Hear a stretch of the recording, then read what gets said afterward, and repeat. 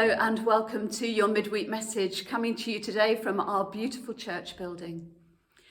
I wonder what your memory is like these days. I've always been blessed with a pretty good memory, but of late I've found myself struggling to remember names, sometimes even faces of people I've known quite well in the past. And embarrassingly, sometimes even to recognise those I've met quite recently. I'll forget what I've said I'll do unless I write it down. And I'm not sure whether this has something to do with the fact that I'm getting older or that I've had rather too much on my plate recently, or perhaps a combination of both. But my memory is certainly not quite what it used to be. Well, we're in the season of remembrance here in church. Last Monday evening we had our All Saints service here, always a special service for those who come along. Those who've lost loved ones, just to have an opportunity to come into God's presence, to remember them, to give thanks to God for them.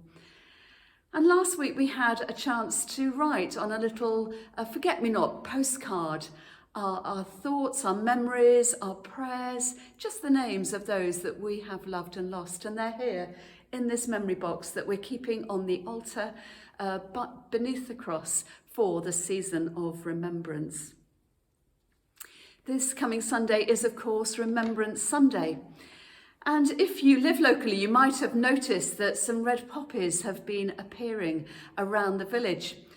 As I was walking our dog Millie yesterday, I found myself wondering who the poppy fairy was doing this work. And then as I came back from my walk, I happened on them at work. And it was none other than our very own Mike Watkiss, our church warden, perhaps a poppy elf more than a poppy fairy. But thanks, Mike, for all that you have done.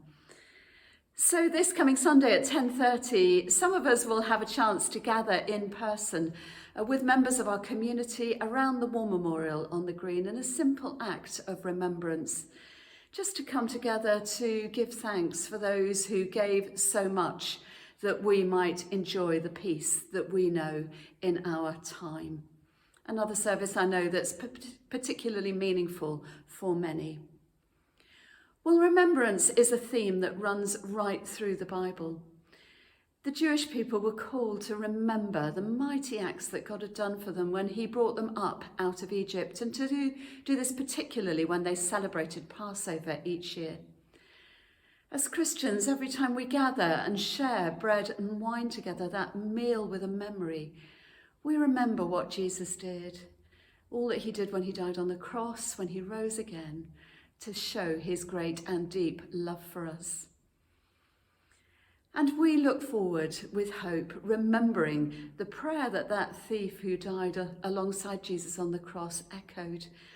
Jesus, remember me when you come into the kingdom. Remembrance has a past, a present, and actually a future dimension to it as we look forward in hope to all that Jesus has done and all that he will do for us. So in this season of remembrance, may God bless you and help you to know his great, his deep, his wonderful love for you as we remember him and all that he's done for us with gratitude in our hearts.